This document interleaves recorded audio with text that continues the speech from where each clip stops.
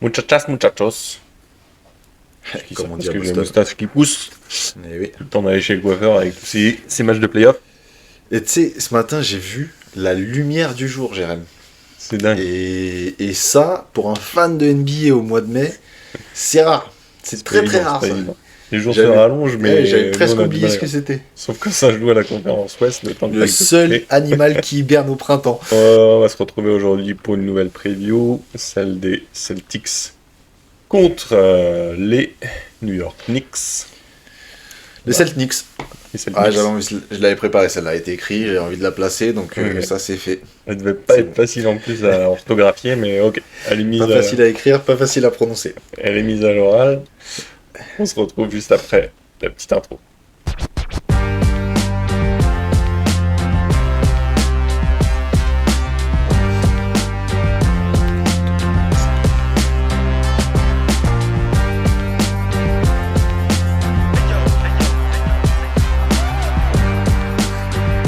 Nous y voilà. Pour ce second tour à l'Est. Vous avez peut-être déjà pu Oui. voir notre vidéo OKC Denver. Si c'est pas le cas, vous pouvez y aller. On se retrouve aujourd'hui du coup pour parler de cette série et accessoirement, si vous avez suivi du coup aussi la première, vous connaissez qu'on fait une petite minute de silence pour les équipes précédentes qui sont parties trop tôt. Pour Oui. certaines, parce que, bon, il y en a une qui est peut-être partie dans les temps qu'il fallait. Une qui est plus C'était programmé. discutable.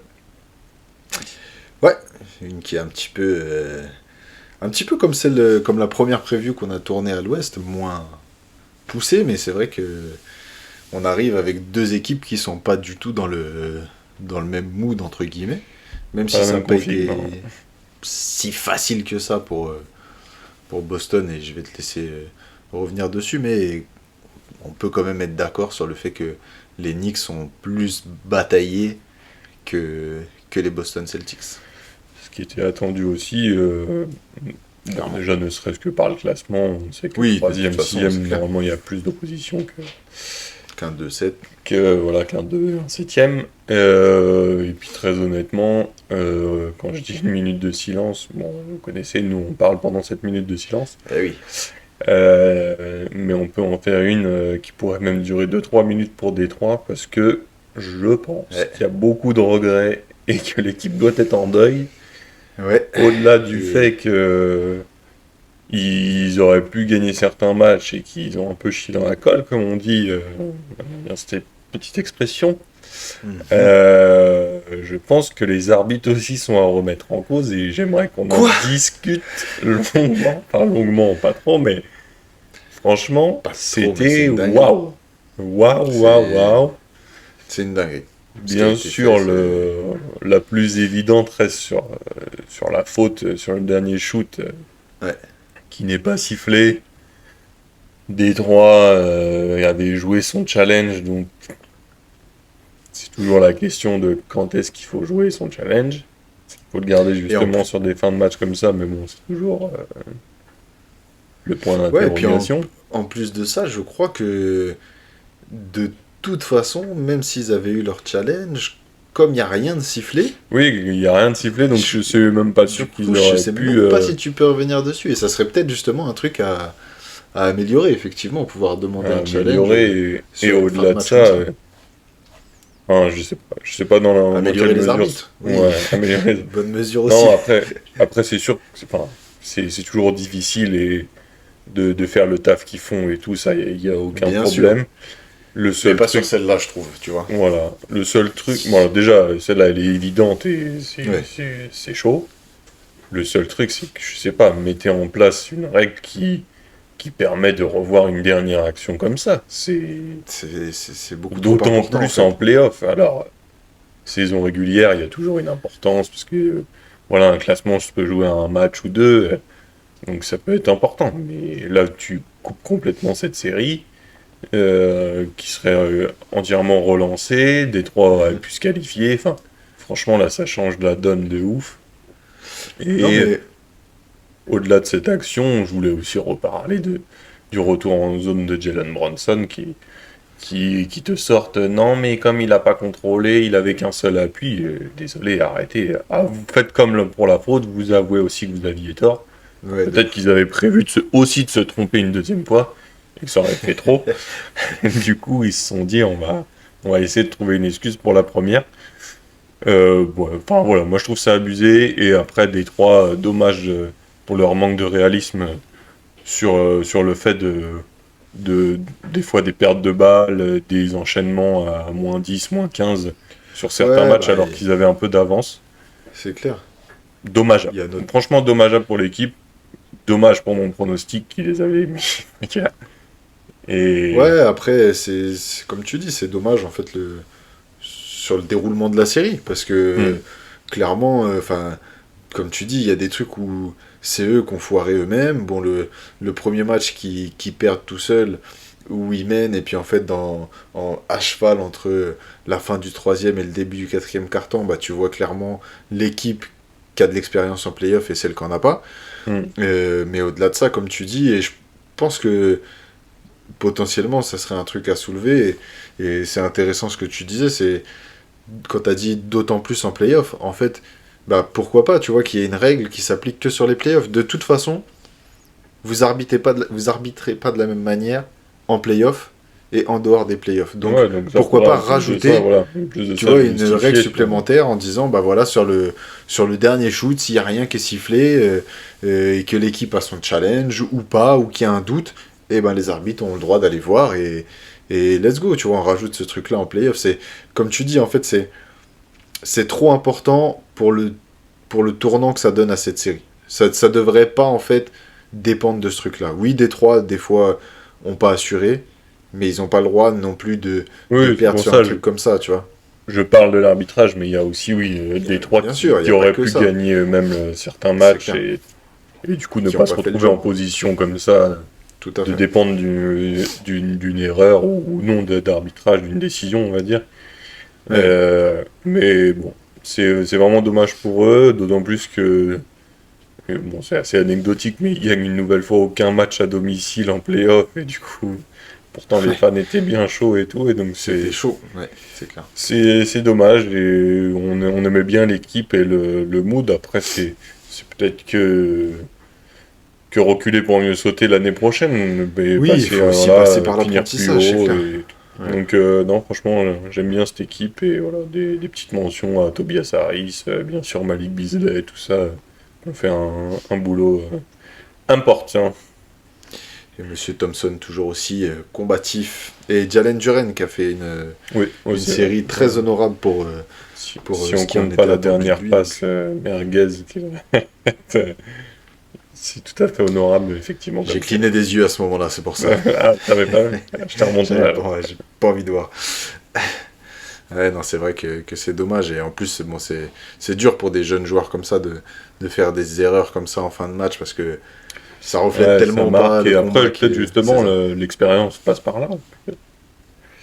Je Voilà, pense que voilà. ça peut que leur servir pour la suite, et à voir juste cet été qui ils vont conserver ou pas, parce que peut-être qu'ils garderont pas tout le monde au niveau de la timeline, etc. Peut-être qu'il y aura un choix de fait entre Tim Hardaway Jr. et Beasley, peut-être pas, enfin, réintégrer Jaden Ivey, etc. Donc, à suivre. Affaire à suivre pour Détroit, en tout cas, belle saison, bravo. On les Ouais, attendait. Si on leur avait annoncé en début de saison ouais, que ça se finirait comme ça, et ils auraient été ils bons. auraient signé direct. Tout à fait. Autre Côté équipe qui aurait Orlando, peut-être pas signé, ouais, direct en début de saison pour sortir au premier tour face à Boston. Peut-être qu'ils auraient signé pour sortir, mais je pense que c'est une équipe qui avait pour ambition en début de saison de passer un tour pour le coup. bah, vu les résultats de l'année dernière, oui, puisque c'était disputé face à Cleveland l'année dernière, Ouais, où ils auraient pu eux aussi passer ce tour. Ça n'a pas été le cas. Bon, cette saison, c'était un peu plus évident leur ouais. sortie, et d'autant plus, bon, l'opposition contre Boston leur Ne convenait les pas. aide Enfin, pas, c'était c'est trop ça. fort pour eux. Et Et on n'a pas vu tellement de solutions possibles côté Orlando, je pense. bah, en fait, alors déjà, ça aurait pas changé la face de la série intégralement, mais J'aurais bien aimé qu'il y ait Jalen Suggs qui soit là. Oui, J'aurais oui, bien aimé on aussi avait que... dit déjà qu'il leur manquerait Ouais. des joueurs. Hein. Et puis j'aurais bien aimé qu'ils arrivent sur une saison complète, etc. Parce que je pense que mentalement, t'arrives quand même pas dans les mêmes conditions. Ils ont dû piocher aussi pas mal physiquement pour pouvoir justement pallier aux différentes absences de la saison, etc. Malgré tout, quand même, une mention à leurs deux joueurs majeurs, Hmm. que sont Banchero et Wagner, qui ont quand même Clairement, fait ils ont une fait le grosse taf. Quoi. série. Ouais, ils ont fait des gros Et, matchs et... ouais, et qui ont forcé en fait les joueurs de Boston à s'employer. Enfin, je veux dire, Tatum, il n'a pas passé une série les mains dans les poches. Voilà, il a été obligé de faire le job. Pareil pour Jalen Brown. Tu vois, quand Tatum il se blesse au poignet, je me dis ils vont le mettre de côté pour le reste de la série presque. Tu vois, je me dis ça va le faire et en fait du coup, alors je Ils ont sais pas si écarté c'est un lui match, qui, mais voilà, effectivement, il est vite revenu il est vite et au revenu et il final, joue 40 minutes par match quoi. Tu vois, c'est ça, et pas puis, mais c'est 30 points par match, donc j'avoue que ouais. ça a aidé. On a vu que 4-0 était limite envisageable, bon, ils perdent de 2 points, etc. Mais c'est vrai que C'est clair. ça a été disputé sans trop l'être, on va pas se mentir, il n'y avait pas Ouais. non plus un suspense incroyable. Mais c'est vrai qu'il y a eu quand même un peu l'emploi des stars. On aurait pu s'interroger si vraiment, ce que je disais dans la preview précédente, est-ce que vraiment Tatum serait forcé de jouer à un niveau contre une équipe sans vraiment leur manquer de respect, mais aussi faible que Ouais. Orlando en termes d'opposition. Ah, je pense que vraiment ce qui a été dur pour Orlando, c'est leur manque de solution en attaque. Il va falloir qu'ils trouvent une solution Hmm. pour ça parce que ils pourront pas aller plus haut sans cette amélioration-là.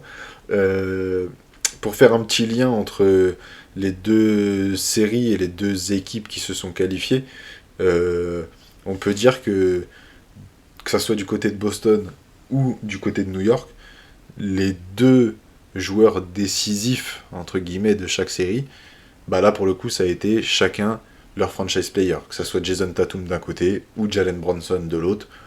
Bon, il n'y a pas eu débat, ça a été les deux meilleurs C'est sûr. joueurs de chaque série. Ils ont totalement dominé le truc, que ce soit à quel point Jalen Bronson a été clutch, malgré le fait qu'ils envoyaient beaucoup de défenseurs solides sur lui, quitte à faire des fautes, etc.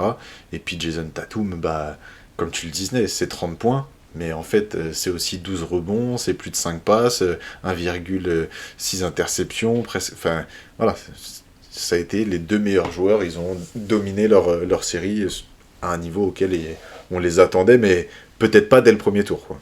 Hmm.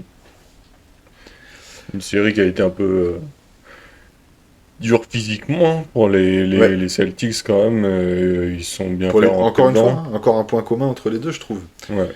Les Ça a deux laissé viennent de des traces. disputer C'était des. un peu Ouais. plus peut-être un peu plus sale côté Orlando en termes de fautes. C'était moins peut-être moins dans le Ouais. jeu. Je pense qu'ils avaient Euh, moins de solutions et que du coup, voilà, je pense ça qu'ils se fait sont partie dit du truc. C'est on ça. essaye de jouer comme ça, on rentre Ouais. dedans. On a vu la blessure de Porzingis, bon, qui est plus impressionnante qu'autre chose, mais Ouais, l'ouverture du de ouf. front, Par contre, ouais. machin.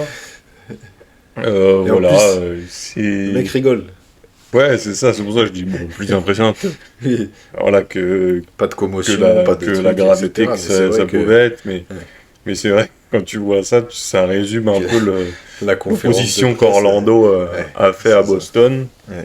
Et oui, bah, à New York, franchement, les deux stars se sont employés, que ce soit Karl Anthony Towns qui mettait tout, Ouais. même du milieu de terrain, jusqu'à un Jalen Bronson qui, juste après sa nomination en tant que clutch player de l'année, a fait que de confirmer parce que dès Il qu'il a jouait fait un que de quatrième confirmer. quart-temps, il mettait tout et n'importe quoi.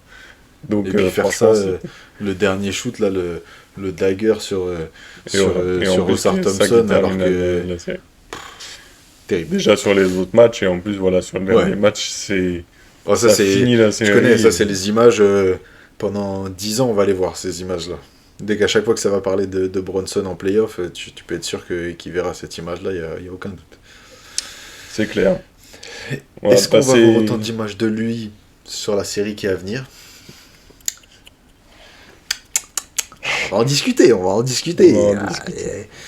il y a des choses à faire.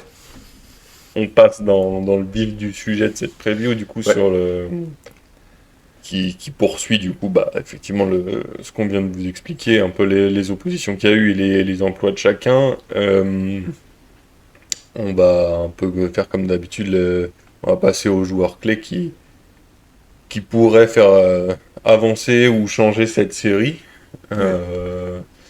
Pour ma part, moi, je serais plutôt sur de nouveau Jalen Brunson, dans le sens où si lui arrive à se maintenir clutch, comme il a été sur la série précédente, c'est clairement lui qui est indispensable à New York en ce moment, au-delà de l'effectif des Josh Hart, voilà, des OG Anunoby qui font le travail autour, mais on l'a vu en fin de quatrième carton, ou même quatrième carton tout court. New York n'a quasi plus de solution offensive, et en gros, ils s'en remettent à lui, Ouais. ou des shoots de Karl Anthony Towns, et des fois tu te dis, oh non, et ça rentre, et ah oui, mais C'est bon. ça. C'est pour ça que ouais, moi j'irais sur lui en termes de joueurs clés, parce qu'après les Celtics, je pense qu'ils auront le taf global à faire en termes de collectif, quoi. Ouais. Et ben moi j'ai longtemps hésité entre les deux pivots et en fait je- j'irais sur Karl Anthony Towns euh, parce que c'est à lui de faire sortir entre guillemets du match Porzingis. C'est-à-dire que si il continue d'être aussi adroit qu'il l'a été au premier tour, 46% de loin, et que en fait Porzingis peut pas aller le défendre au large, ils vont rapidement devoir changer de stratégie, c'est-à-dire mettre Tatum sur lui par exemple, faire rentrer plutôt à Horford pour que il aille se coltiner Ouais, j'allais 4. dire, alors Ford sera peut-être plus à même de défendre au large, faire un Karl Et, Anthony Towns qu'un et Porzingis, en quoi. fait, du coup, c'est pour ça, je me dis, si en fait 4 arrive à forcer ce truc-là, c'est tout bénef pour lui, parce que l'attaque de Boston, quand Porzingis joue, c'est inarrêtable en fait, tu vois. Et même si, attention, New York a des armes pour défendre, etc. Mais en fait, si tu arrives à sortir Porzingis, parce que il est plus valuable en défense, c'est tout bénef pour toi de l'autre côté du terrain, parce que alors Ford est capable de mettre des 3 points, va jouer, etc. Mais c'est quand même pas la même gâchette que peut être un Porzingis. Et pour le reste de l'équipe, en fait, euh, New York, ils sont là où ils voulaient être. Ils ne se sont pas cachés, les joueurs qu'ils ont recrutés, etc., que ça soit OG Anunoby, Bridges, c'est pour défendre Tatum et Brown. Donc ça, on sait où ils vont être exposés. Josh Hart va faire du Josh Hart, etc. Faut que Kat arrive à dominer au rebond Porzingis, qu'il arrive à le gêner défensivement. Ça risque d'être un peu compliqué. Il a de la taille, mais on sait qu'il est très léger sur les déplacements mobiles. Donc pour moi, sa solution, ça serait effectivement d'être tellement efficace en attaque qu'il soit obligé de sortir Porzingis pour que quelqu'un vienne défendre sur 4. Quoi. Entendu, on valide. On a pris On 2 voit. joueurs de New York. On a pris 2 joueurs de New York. On peut, avec ce que tu viens de dire, sous-entendre que Porzingis pourrait être un joueur clé. Totalement. Dans C'est le pour ça que je t'ai sens dit, j'ai longtemps offensif hésité mais entre bon, les deux pivots. c'est Parce vrai qu'en que... fait, si... Enfin, moi, c'est ce que je voyais dans le sens joueur clé. Il y a plus des joueurs de New York qui doivent sortir du lot que le collectif global des Celtics. C'est clair. Donc, ok, on valide et on verra à la fin de cette série où nous en sommes. Comment va Exactement. s'articuler tout ça? Ça va dépendre des coachs. Oh oui. Ça va dépendre des coachs et moi j'ai toujours cette interrogation de la capacité actuelle de Thibodeau à répondre en termes de coaching. On sait que c'est un coach à vocation défensive initialement, il n'a pas une équipe qui me semble être faite pour lui. C'est pour ça que on essaye de déterminer un coach qui aurait l'avantage par rapport à un autre. Ouais. Le problème, c'est que, en gros, je dirais que Joe Mazzulla a l'avantage parce qu'il a un effectif, bon, certes conséquent, mais Oui. qui lui correspond peut-être mieux que Tom Thibodeau Aussi. actuellement. Donc, Aussi. c'est pour ça que je mettrais d'abord en avant Joe Mazzulla sur cette opposition en termes de coaching. Après, Thibodeau reste un coach reconnu et avec de l'expérience, donc peut-être qu'il aura les capacités d'adaptation, mais je pense que son effectif lui permet moins cette capacité. Je suis d'accord, je partirai également sur Joe Mazzulla et je vais pas m'étendre plus que ça entre guillemets sur cette rubrique là parce qu'en fait ça va être directement lié sur la rubrique d'après de la bascule. Donc oui, effectivement, je partirai sur Mazzulla et l'explication sera encore plus détaillée sur la rubrique suivante. Alors, switchons, direction la bascule, et on te laisse place. Et du coup, je pense que la bascule de cette série se fera sur le fait que Thibodeau va continuer à ne pas être inventif, ne pas être créatif dans ce qu'il propose. Et je pense que c'est ce qui risque de s'annoncer compliqué pour lui. En fait, tu vas affronter une top attaque, une top défense, et en fait, Jalen Brunson a été monstrueux, les pick and roll, etc. ont marché, avec Karl Anthony Towns, tout ça. Pas de problème sur ça, effectivement. Ça a fonctionné, ça t'a permis de battre Détroit. Le problème, c'est qu'en fait, ça t'a permis de battre Détroit, mais dans quelles conditions ? Ça a été difficile, comme on l'a dit, il y a des matchs qui interroge pour New York, oui. c'est que déjà, on a dit, hein, on aimait bien Détroit et leur capacité, mais Tout à fait. New York a déjà eu du mal face à une équipe considérée en tout cas comme moins forte que les Celtics. Oui. Qu'est-ce que ça va donner maintenant ? Parce que, comme je disais, Bronson, oui, monstrueux, mais sauf qu'en fait, là, la paire d'arrière qui va attaquer en face, c'est la meilleure paire d'arrière défensivement de toute la ligue. Donc en fait, tu vas attaquer Derrick White et Jrue Holiday. Et en plus de ça, si on en revient un petit peu à ce que je disais auparavant, il suffit que, effectivement, allez, Porzingis, ça colle pas, bam, tu fais rentrer à Horford. Et du coup, en fait, ta défense du pick and roll ou du pick and pop, Jalen Brunson, Karl Anthony Towns, c'est Jrue Holiday, Al Horford. Bah, je suis pas sûr que t'as envie d'attaquer ça en fait, parce que les mecs vont pouvoir switcher, vont pouvoir défendre correct, et enfin tu vois. Et on l'a vu, Karl Anthony Towns, c'est pas un mec qui joue des gens au poste, donc il va pas jouer à Horford, parce qu'à Horford il avait déjà pas peur de scoltiner Giannis ou Embiid, et en fait même Tatum peut y aller contre Karl Anthony Towns, tu vois. Donc il faudrait, dans un monde parfait pour les Knicks, que Thibodeau soit inventif, mais en fait je pense que c'est mort, ça sera pas le cas, parce que tu vois, même quand Cam Payne il fait un super match 1 où il met 3 points d'affilée, il fait basculer le match, il prend feu, etc. Mais après, il voit plus le jour en fait du reste de la série. Il va jouer 7 minutes par-ci, par-là. Enfin, on sait que Thibodeau est bloqué dans ses rotations, même si c'est un peu le cas en termes de coaching NBA général, mais oui. Thibodeau l'est encore plus, il réduit à mort ses rotations et il joue avec 6-7 joueurs en play-off. Et comme tu dis, en termes d'inventivité, on est quasi sur du zéro, dans le sens où c'est un peu ce qu'on disait. Alors, certes très fort Jalen Brunson dans les quatrièmes cartons, mais en même temps ils font que de l'isolation, ils lui donnent les ballons, et en gros débrouille-toi et on voit ce qui se passe. C'est clair. Pour eux, ils ont eu la chance que ça s'est bien passé et qu'ils mettent dedans.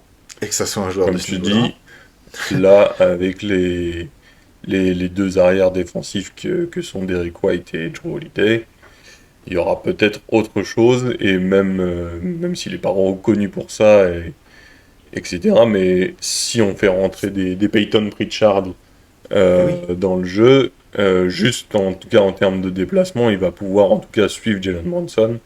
Je dis pas que ça va l'empêcher complètement, mais en tout cas intervenir face à lui, et en tout cas être devant lui entre le panier et son opposition directe.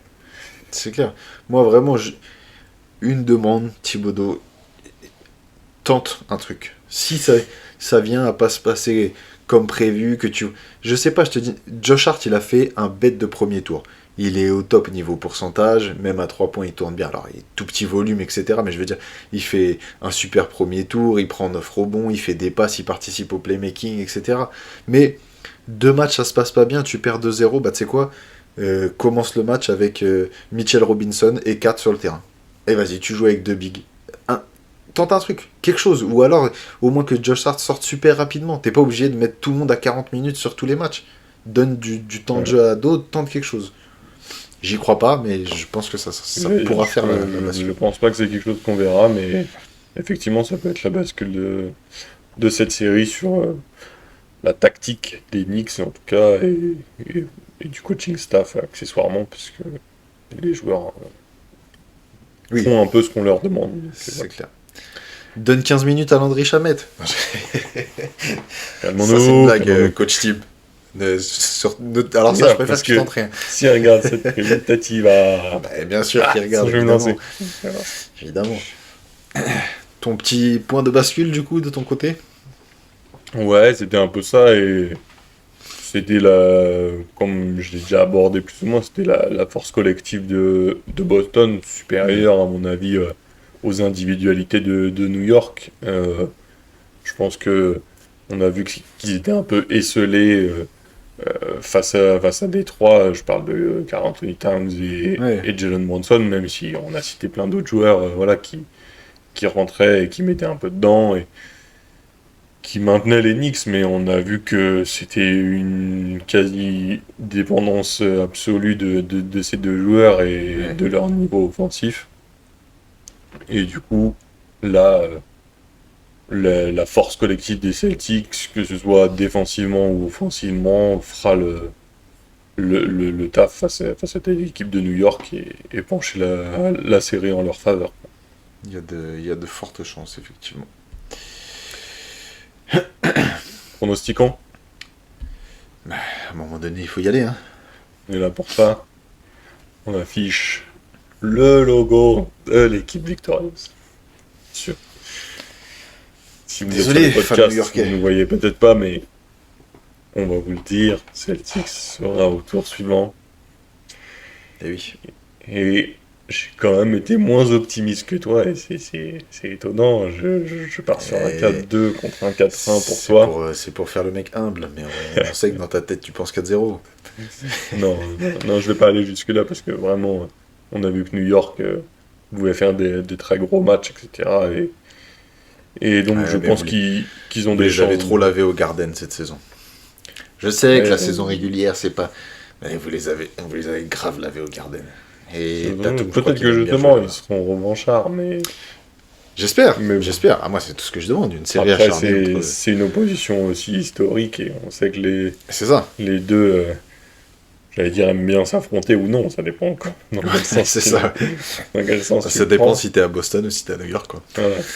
Historiquement. Mais non, on pense que les Celtics ont pas trop de difficultés à passer ce premier tour. Non, il y a encore une marge, je pense. Voilà, je pense qu'il y a encore une marge d'écart entre ces deux-là, même si la venue de 4 devait améliorer l'effectif des Knicks et les faire progresser, en tout cas en termes de tours passés. Je pense que ce ne sera pas pour cette année. Pas pour cette année. Ça a changé des choses. Ça a changé des choses, mais je pense qu'ils en resteront en demi-finale de conf et qu'on verra Boston au tour suivant. Je suis d'accord avec ça. Voilà. Pas le temps de niaiser. Pas le temps de niaiser, on vous laisse nous dire si vous êtes d'accord. Donnez votre pronostic à l'avance, bien sûr. Faites pas les timides. Mais oui, mais bien sûr, c'est ça le plus intéressant, de voir à quel point tu peux te tromper ou pas. C'est ça le vrai jeu. On s'abonne, on like un peu toutes les vidéos sur toutes les plateformes. Et puis on se retrouve très bientôt pour une nouvelle preview, que ce soit les Cavs face aux Pacers ou le 6e contre le 7e, ce qui n'est pas arrivé tous les ans. Mais on va essayer de vous diagnostiquer tout ça. Et de vous décrypter, bien sûr, ce qui va se passer. N'oubliez pas, faites des siestes. Faites des siestes, c'est important. La journée, et réveillez-vous la nuit. C'est très important. Allez, à bientôt. Ciao.